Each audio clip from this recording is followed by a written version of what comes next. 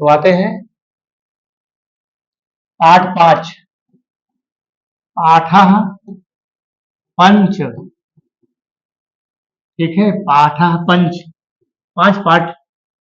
हमारा सुभाषित रत्नानि क्या है? भाषासु मुख्या मधुरा दिव्या गीर्वाण भारती। भाषासु षष्ठी एक वचन, सभी भाषाओं में मुख्य मधुर है, दिव्य है। कौन? गीर्वाण भारती, जो हमारी देववाणी संस्कृति है वह सभी भाषाओं में मुख्य है, मधुर है, दिव्य है। और गीर्वाण भारती, जिसको हम देववाणी संस्कृत कहते हैं, वह देववाणी भाषा सभी भाषाओं में मुख्य, मधुर और श्रेष्ठ है। ठीक है, बुक सामने रखिएगा, हमने भी बुक रखा है। और उसका काव्य तस्याह ही मधुरम काव्यम, उसका काव्य क्या है? अपने आप में मधुर है, सुंदर है और ग्रहण करने योग्य है। और उससे भी अधिक उसकी युक्ति अर्थात उसके वचन सुंदर हैं। ध्यान दीजिएगा, तस्मादपि सुभाषितम, उसकी जो युक्ति है अर्थात इस सुभाषित रत्नान की जो युक्ति है, जो इसके वचन है, वह अपने आप में बहुत ही सुंदर माने गए हैं। आते हैं यहाँ पर। ठीक है, दिखाई पड़ रहा है ना? एक बार देख ले प्यारे, दिखाई पड़ रहा है नहीं हमारे कैमरा में? हाँ ठीक है, बहुत अच्छा है। क्या है? भाषासु मुख्या मधुरा दिव्या दिव्या गीर्वाण भारती। सभी भाषाओं में मुख्य, सभी भाषाओं में मधुर, सभी भाषाओं में दिव्य, जो हमारी देववाणी संस्कृति है, जो हमारी देववाणी संस्कृति है, जो हमारी हिंदी भाषा की जननी है, ठीक है, वह हमारी देववाणी संस्कृति सभी भाषाओं में, भाषासु षष्ठी एकवचन, सभी भाषाओं में मुक्त, मधुर, दिव्य और श्रेष्ठ मानी जाती है। तस्या ही मधुरम काव्यम, इसका काव्य ही मधुर और सुंदर नहीं है, बल्कि इसके वचन और इसकी श्रुति भी अपने आप में सुंदर है। सुखार्थिना कुतो विद्या, अर्थात सुखार्थिना कुतो विद्या, विद्यार्थी को सुख नहीं है प्यारे। वैसे भी विद्यार्थी जीवन में सुख नहीं मिलता है, विद्यालय जाना पड़ता है, फिर आने के बाद विद्यालय के कार्यों को पूरा करो, खाना पीना खाओ, सोने का टाइम कब मिलता है? वही लिखा है यहाँ पर कवि ने कि सुखार्थिना कुतो विद्या, विद्यार्थी को सुख नहीं है। कुतो विद्यार्थिना सुखम, और जिस विद्यार्थी को सुख, जो सुख का भोग करता है, उसको विद्या की प्राप्ति नहीं होती। ध्यान देना, सुखार्थिना कुतो विद्या, अर्थात सुख चाहने वाले को, सुख को प्राप्त करने वाले को विद्या की प्राप्ति नहीं होती। कुतो विद्यार्थिना, जो विद्यार्थी सुख प्राप्त करते हैं उनको विद्या की प्राप्ति नहीं होती। सुखार्थी व तेजम, जो सुख का त्याग करते हैं, सुखार्थी व तेजम, तेजेत माने जो सुख का त्याग करते हैं, विद्या विद्यार्थी व तेजम, अर्थात जो विद्यार्थी सुख का त्याग करते हैं उन्हीं को विद्या की प्राप्ति होती है। तेजेतम सुखम, अर्थात जो सुख का त्याग करते हैं उन्हीं को विद्या की प्राप्ति होती है। ठीक है, अगला हमारा है जल बिंदु निपातेन क्रमशः पूर्यते घटा। अब जल की एक एक बूंद से जो हमारा घड़ा होता है वह भर जाता है। यार यह संस्कृत है, इसमें बहुत ज्यादा व्याख्या नहीं लिखनी है, ठोस व्याख्या लिखना, सही लिखना, स्पष्ट लिखना, सुंदर लिखना, इधर उधर से घुमा फिरा के मत लिखना भैया, वरना इसमें लिखा जाता है। यह है संस्कृत, यह है देववाणी। जल बिंदु निपातेन क्रमशः, अर्थात जल की एक एक बूंद से जो घड़ा होता है, पूरे थे पूर्ण मतलब पूर्ण रूप से घटा भर जाता है। क्या भर जाता है? स हेतु सर्व विद्यानां धर्म, अर्थात जिस प्रकार से विद्या को थोड़ा थोड़ा ग्रहण किया जाता है, इकट्ठा किया जाता है, धर्म को इकट्ठा किया जाता है, धन को इकट्ठा किया जाता है, ठीक उसी प्रकार से जैसे एक एक बूंद से घड़ा भरता है, ठीक उसी प्रकार से विद्या को भी एक एक पाठ पढ़ा जाता है, एक एक चैप्टर पढ़ा जाता है। धर्म को धीरे धीरे इकट्ठा किया जाता है और धन को भी धीरे धीरे इकट्ठा किया जाता है। अब हम चलते हैं अगले श्लोक पर। अगला हमारा श्लोक क्या है? काव्य शास्त्र विनोदेन कालो गच्छति धीमताम। काव्य शास्त्र विनोदेन, जो काव्य शास्त्र में क्या होते हैं? निपुण होते हैं। काव्य शास्त्र विनोदेन, क्या कहा है यहाँ पर, अर्थात जो बुद्धिमान व्यक्ति होते हैं उनका अधिक समय कहाँ बीतता है, जो बुद्धिमान समय होते हैं उनका अधिक समय शास्त्रों में बीतता है। कहाँ बीतता है, शास्त्रों में। काव्य शास्त्र विनोदित, जो लोग ज्ञानी पुरुष होते हैं, जो विद्वान पुरुष होते हैं, कालो माने समय, काल माने समय, गच्छति धीमता, उनका अधिक समय किसमें बीतता है, शास्त्रों में बीतता है, दूसरे के परोपकार में बीतता है, दूसरों के भलाई करने में बीतता है।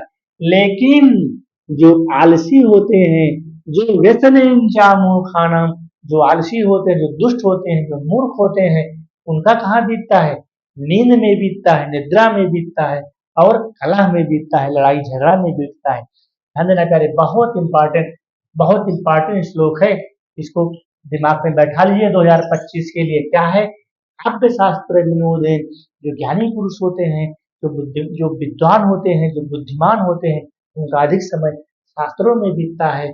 और कालो गच्छति धीमताम, अर्थात वह दूसरे के परोपकार करते हैं, दूसरों की भलाई करते हैं, दूसरों का उपकार करते हैं। और जो व्यसनेन चा मूर्खनाम, जो आलसी होते हैं, जो दुष्ट होते हैं, जो मक्कार होते हैं, जो दुष्ट होते हैं, उनका अधिक समय निद्रा में बीतता है, नींद में सोते हैं और उसके बाद कला में बीतता है, लड़ाई झगड़ा में बीतता है। अगला हमारा है ना चोर हार, चोर इसको चुरा भी नहीं सकता, किसको, विद्या को। ठीक है, चोर विद्या को चुरा भी नहीं सकता। ना चोर हारे ना चोर राजा, चोर न इसको चुरा सकता है, न राजा इसको छीन सकता है। राजा चाहे डबल सिंहासन पे बैठ जाए, लेकिन जिसके पास विद्या है उस विद्या को राजा छीन भी नहीं सकता। इसीलिए कहा गया है ना चोर हारे ना राज हारे, ना तो राजा इसको, ना तो चोर इसको चुरा सकता है और न इसको राजा छीन सकता है, न भाई इसको बांट सकता है, ना भात्र भाज्यम, और भाई इसका बंटवारा भी नहीं सकता। भाई पिता के धन को बांट लेगा, पिता की जमीन को बांट लेगा, पिता की गाड़ी को बांट लेगा, पिता की सारी प्रॉपर्टी को भाई बांट लेगा। लेकिन अगर तुमने विद्या ग्रहण कर ली, तुम्हें विद्या का ज्ञान मिल गया, तो भाई नहीं, उसको पत्नी भी नहीं, तुम्हारे बच्चे भी नहीं, उसको बांट नहीं सकते। ऐसी अमूल्य विद्या निधि को छोड़ना नहीं है प्यारे। मेहनत करो, परिश्रम करो, हमारी तरह कंठस्थ करो, ना भात्र भाज्यम ना चाह भात। और इसमें कोई वजन भी नहीं है, भारकारी, भारकारी माने होता है वजन, इसमें कोई वजनपन भी नहीं है। वे कृते वर्धते, अर्थात जितना हम इसको व्यय करेंगे, जितना हम इसको खर्च करेंगे, उतना यह बढ़ती चली जाती है। और चीजें हैं, धन है, संपत्ति है, धन को खर्चा करेंगे, पैसा खर्चा वो करेंगे, चुक जाएगा, कम पड़ जाएगा, जमीन समाप्त हो जाएगी। लेकिन व्यय कृते वर्धते, इसको हम जितना व्यय करेंगे उतना यह बढ़ती है। एवं नित्यम, हर दिन जितना हम इसको खर्च करेंगे, जितना हम इसको बोलेंगे, याद करेंगे, पढ़ेंगे, पढ़ाएंगे प्यारे, उतना ही विद्या माता नमस्ते शारदे देवी सरस्वती मित्रमे वस्तुम मम जिभ्याग्रे विद्या धनम सर्वधनम प्रधानम। विद्या ऐसा धन है जो सभी धनों में श्रेष्ठ माना गया है। इसीलिए लिखा गया है कि विद्या धनम सर्वधनम प्रधानम, परोक्षे कार्य हंतारम प्रत्यक्षे प्रियवादिना प्रियवादिनम। अगला श्लोक भाई है, चलो किताब सामने रखना। क्या है यहाँ पर, अर्थात पीठ पीछे कार्य को नष्ट करने वाले, परोक्षे कार्य हंतारम प्रत्यक्ष, प्रत्यक्ष माने सामने, अर्थात पीठिया के पीछे बुराई करने वाले जो चुगलखोर होते हैं, परोक्षे कार्य हंतारम, पीठ के पीछे बुराई करने वाले, प्रियवादिनम, बहुत ही वो प्रियवादी होते हैं, सुंदर सुंदर बोलते हैं, मधुरभाषी होते हैं। कौन, जो पीठ के पीछे बोलते हैं। वही लिखा है कभी कि परोक्षे कार्य हंतारम प्रत्यक्ष, जो पीठ के पीछे बुराई करते हैं, आलोचना करते हैं, बुराई करते हैं, वो बहुत प्रियवादी होते हैं, वो बहुत मधुर बोलते हैं। क्या बोलते हैं, बहुत मधुर बोलते हैं। और क्या कहा गया है, जिस प्रकार से वज्र एताम दृशम मित्रम, इस प्रकार के मित्र का परित्याग कर देना चाहिए। वह मित्र कैसा है, कुंभ के समान है, विष कुंभ के समान है। जैसे सर्प के अंदर जहरीला विष भरा रहता है, वह विष भले ही उसके मुख पर दूध का घड़ा रखा हो, लेकिन वह कैसा है, विष कुंभ के समान है। पयो मुखम, क्या कहा गया है कि पयो मुखम, अर्थात जिस प्रकार मुख के ऊपरी हिस्से में भले ही दूध का कटोरा रखा हो, लेकिन वज्र वज्रम एतादृशम मित्र, इस प्रकार के मित्र का परित्याग कर देना चाहिए। किस प्रकार के मित्र का? जो मित्र पीठ पीछे बुराई करते हैं और प्रत्यक्ष सामने प्रियवादी होते हैं, सुंदर सुंदर बोलते हैं, इस प्रकार के मित्र का परित्याग कर देना चाहिए। उदेति सविता, सविता माने होता है सूर्य, दिवाकर, भानु, भास्कर। उदेति सविता, जैसे ही सूर्य भगवान का उदय होता है, ताम्र स्मार्त, पीले रूप में, क्योंकि सुबह के समय जब सूर्य भगवान उदय होते हैं तो बिल्कुल पीले सुंदर से सुशोभित होते हैं। एवास्तमेति, अर्थात जब सूर्य भगवान सुबह के समय अपनी पीली आभा को लेकर के जब उत्पन्न होते हैं तो क्या होता है भाई? सूर्य उदय के समय लाल होता है और अस्त के समय भी लाल होता है। उदय सविता ताम्र अस्मात्, अर्थात जब वह सुबह उदय होता है तब पीला होता है, और एवास्तमेति च, और जब अस्त होता है तब भी क्या होता है? लाल रंग का होता है। फिर क्या होता है? महान पुरुष संपत्ति और विपत्ति में संपत्ति ऊंचा विपत्ति ऊंचा, अर्थात जो महान पुरुष होते हैं, जो ज्ञानी पुरुष होते हैं, चाहे उनके अंदर संपत्ति हो चाहे उसके अंदर विपत्ति हो, महता अनेक रूपता, दोनों स्थितियों में वो एक रूप रहते हैं। अर्थात दोनों परिस्थितियों में वह एक रूप रहते हैं। जैसे भगवान सूर्य जब सुबह के समय होते हैं तब भी लाल और पीले रंग के दिखाई देते हैं, जब शाम के समय अस्त होते हैं तब भी लाल और पीले रंग के दिखाई देते हैं। ठीक उसी प्रकार से जो ज्ञानी पुरुष होते हैं, जो धैर्यशील पुरुष होते हैं, जो बुद्धिमान पुरुष होते हैं, जो विद्वान होते हैं, चाहे उनके पास संपत्ति हो और चाहे विपत्ति हो, वह दोनों ही परिस्थितियों में महता अनेक रूपता, अर्थात दोनों ही परिस्थितियों में एक रूप रहते हैं। विद्या विवादाय धनम मदाय, विद्या विवादाय धनम मदाय, शक्ति परेशान परिपीडनाय, कलश साधो विपरीत नेताग्र नाय दानाय च रक्षाय। विद्या विवाद के लिए है। खलस्य साधो, खलस्य साधो, ठीक है। साधो माने होता है सज्जन, खलस्य माने होता है दुष्ट। जो दुष्ट की विद्या होती है वह विवाद के लिए होती है। ध्यान देना प्यारे, जो दुष्ट की विद्या होती है वह विवाद के लिए होती है, और दुष्ट का जो धन होता है उसमें क्या होता है? मद भरा होता है, मदिरा भरी होती है, शक्ति भरी होती है, और दूसरों को कष्ट पहुंचाती है। ध्यान देना, खलस्य माने होता है मूर्ख, दुष्ट। जो मूर्ख, जो खलस, जो दुष्ट की विद्या होती है वह विवाद से भरी होती है। उनके धन में क्या होता है? मदिरा का पान होता है, अर्थात मदिरा भरी होती है, और उनकी शक्ति जो होती है, किसकी? दुष्टों की जो शक्ति होती है, परेशान परिपीड़नाय, दूसरों को कष्ट पहुंचाती है, दुख पहुंचाती है, तकलीफ पहुंचाती है, पीड़ा पहुंचाती है। लेकिन वहीं दूसरी तरफ देखो, जो हमारे साधु होते हैं, जो हमारे सज्जन होते हैं, साधो विपरीत मेताज्ञना, जो हमारे सज्जन पुरुष होते हैं, उनकी जो विद्या होती है वह दान के लिए होती है, और जो उनकी शक्ति होती है वह दूसरों की रक्षा करने के लिए होती है। रक्षणाय। हमारा अगला है श्लोक नंबर 9।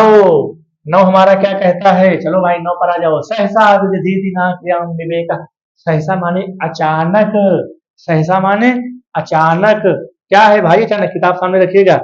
अर्थात बिना विचार किए हुए कार्य को नहीं करना चाहिए। सहसा विदधीतम न क्रियां विवेक, बिना विचारे जो करे सो पाछे पछिता। तो बिना विचार किए हुए किसी भी कार्य में हाथ नहीं लगाना चाहिए। वही यहाँ पर कहा गया है, बिना विचारे जो करे, अर्थात बिना विचार किए हुए, बिना सत्य और असत्य का पता लगाए हुए कार्यों को करना नहीं चाहिए। क्यों नहीं करना चाहिए? क्योंकि निश्चय ही विचार करने वाले व्यक्ति गुणों की जो लोभी संपत्तियां होती हैं, वृणुते माने वर्ण करती हैं, जो लोभी लोगों की संपत्तियां होती हैं, लक्ष्मी जाकर के स्वयं इसका वर्ण करती हैं। वज्रादपि, क्या है भाई? व्यक्तियों के वज्र से भी कठोर, वज्रादपि कठोराणि, व्यक्ति के वज्र से भी अधिक कठोर। और क्या है? व्यक्ति के वज्र से भी अधिक कठोर, और फूल से भी अधिक कोमल। कुसुम माने होता है फूल, फूल से भी अधिक कोमल और वज्र से भी अधिक कठोर। ध्यान दीजिएगा, वज्रादपि कठोराणि, अर्थात वज्र से भी अधिक कठोर और फूल से भी अधिक कोमल क्या होता है? लोकोत्तराणां चेतांश, चेतांश माने होता है चित्त, हृदय, अंतस्थल, मन। कौन को को नु विख्यातुम, कौन नहीं जानता है, अर्थात इस चित्त को, इस अंतस्थल को, इस हृदय को, इस मन को कौन नहीं जानता है। प्रणयातिया, प्रणयात माने होता है सुंदर लगना। प्रणयात माने क्या होता है? प्रणयात माने होता है प्रसन्न करता है। क्या प्रसन्न करता है? आचरण, अर्थात जो अपने आचरण से पिता को खुश करता है। प्रणयात माने होता है आचरण, आचरण। प्रणयातान माने होता है आचरण, ठीक है। प्रणयात माने होता है, प्रणयात माने होता है आचरण, अर्थात जो अपने कर्मों से, जो अपने आचरण से पिता को खुश करता है, पिता को खुश करता है।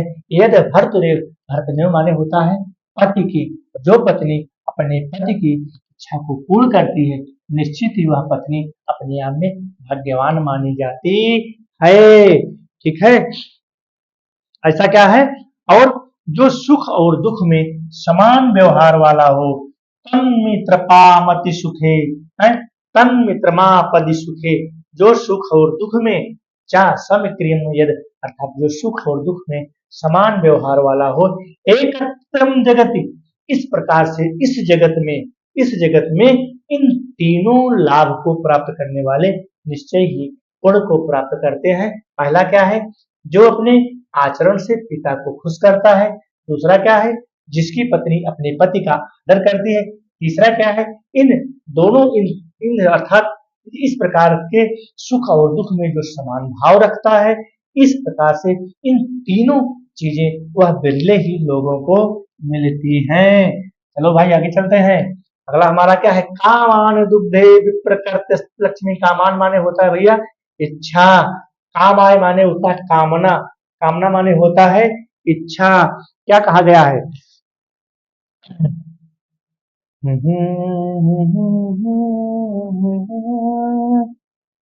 अर्थात शुद्ध शांत और संपूर्ण कल्याण को जन्म देने वाली कामान, अर्थात इच्छा, शुद्ध शांत और संपूर्ण कामना को जन्म देने वाली अलक्ष्मी, विप्रकर्षित माने होता है अलक्ष्मी।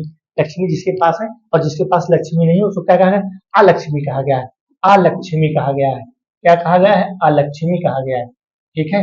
जिसके पास इसमें कीर्ति सूते दुष्टिकृतम हिनस्ति माने होता है नष्ट करती है, दुष्टिकृत दुष्टों को, कीर्त यश को, सूते माने जन्म, इस प्रकार से जन्म लेकर के दुष्टों को वह नष्ट करती हैं।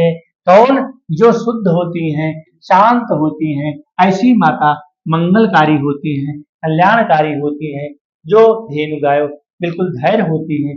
सुनृता वाच माहू, अर्थात जो समस्त इच्छाओं को पूर्ण करती हैं और दरिद्रता को दूर करती हैं, यश में वृद्धि करती हैं और पापों को नष्ट करती हैं।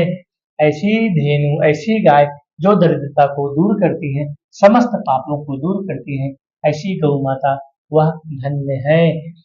व्यतिसजति पदार्थानम त्रम कोपि, हेतु माने होता है कारण।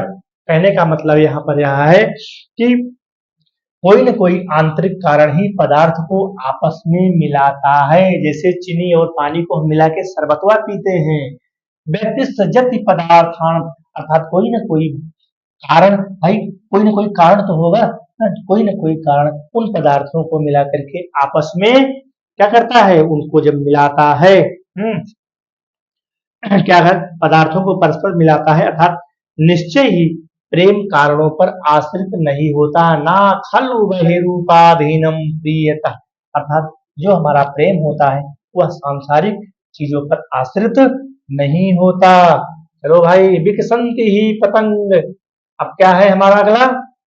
अगला हमारा क्या है? विकसंति ही पतंग स्योदये पुंडरीक। पुंडरीक माने होता है कमल, पुंडरीक माने होता है कमल। विकसत, अर्थात जैसे ही सूर्य का उदय होता है, विकसत ही पतंग स्योदये पुंडरीक, जैसे ही सूर्य का उदय होता है पतंग खिल जाता है। द्रवति चा हिम हिम रश्मा गुदगते चंद्रकांता, और जैसे ही चंद्रमा की आभा बिखरती है, जो चंद्रकांता मणि होती है वह पिघलने लगती है। विकसत ही पतंग स्योदय, अर्थात जैसे ही सूर्य का उदय होता है, जैसे सूर्य की आभा फैलती है, पुंडरीकम कमल सरोवर में खिल जाता है। उसी प्रकार से, जिस प्रकार से जब चंद्रमा की सुंदर आभा रात्रि के समय फैलती है, तो जो चंद्रकांता मणि होती है वह द्रवित होकर के द्रोह में पिघल करके बहने लगती है, अर्थात पिघलने लगती है। निदंत नीति निपुणाय विवास्तंतु, जो नीतिज्ञ लोग होते हैं, जो ज्ञानी लोग होते हैं, जो बुद्धिमान लोग होते हैं, चाहे उनकी निंदा करो और चाहे उनकी स्तुति करो, चाहे उनकी निंदा करो, चाहे उनकी स्तुति करो। लक्ष्मी समाधि सत्व गच्छतु आयथेष्टम, लक्ष्मी आए चाहे जाए, देव वा मरणमस्तु, चाहे उनकी मृत्यु आज ही हो जाए और चाहे युगों के बाद हो जाए। न्यायात पतः प्रविचलन, अर्थात वह अपने न्याय के पथ से विचलित नहीं होते। प्रविचलन, प्र क्या है? उपसर्ग है। प्र का मतलब होता है अभाव, प्र का मतलब होता है अभाव। न्यायात पथा, अपने न्याय के पथ से विचलित नहीं होते। पदम न धीरा, और अपने धैर्य को खोते नहीं है। कैसे लोग? अर्थात जो नीतिज्ञ लोग होते हैं, जो बुद्धिमान लोग होते हैं, जो ज्ञानी लोग होते हैं, चाहे उनकी निंदा करो और चाहे उनकी स्तुति करो, चाहे उनकी पूजा करो, लक्ष्मी आए चाहे जाए, चाहे उनकी मृत्यु आज ही हो और चाहे युगों के बाद हो, वह अपने न्याय के पथ से विचलित नहीं होते। पतन नदिया, और अपने धैर्य को खोते नहीं है। अब हमारा आता है अंतिम श्लोक। अंतिम श्लोक क्या कहता है कि ऋषियों ने उन्मत्त अहंकारी व्यक्तियों को वाणी को राक्षसी वाणी कहा है। ऋषियों ने राक्षस जो अहंकारी व्यक्ति होते हैं, ऋषियों ने जो अहंकारी व्यक्ति होते, जैसे हमारा रावण था, वो अहंकारी व्यक्ति था, तो उसकी वाणी को क्या कहा है? उसकी वाणी को क्या कहा है? उसकी वाणी को कहा है राक्षसी वाणी कहा है। अर्थात ऋषियों ने अहंकारी व्यक्तियों की वाणी को राक्षसी वाणी कहा है। वाच मुन्मद तत्तदयो, अर्थात जो ऋषि मुनि होते हैं, वह राक्षसों की, वह व्यक्तियों की वाणी को राक्षसी वाणी कहा है। और वह समस्त वैरों को उत्पन्न करने वाली सहयोनि सर्ववर्णानाम, अर्थात वह समस्त वैरों को उत्पन्न करने वाली संसार की विपत्ति का कारण होती है। संसार की विपत्ति का कारण होती है। फिर भी मेरे प्यारे, अगर हमारी व्याख्या आपको समझ में ना आए तो हमको कमेंट के माध्यम से बताना, फिर हम वीडियो बना करके आपको अपलोड करेंगे। भाई अगर हमारी मेहनत आपको अच्छी लगती हो, प्यार प्यारे, आपका लाइक बनता है, सब्सक्राइब बनता है, वह भी कर दीजिए। उसमें आपका पैसा वैसा भाई नहीं लगेगा। हम आपके लिए मेहनत करते हैं, तो मेरे लिए भी आपको कुछ न कुछ करना चाहिए।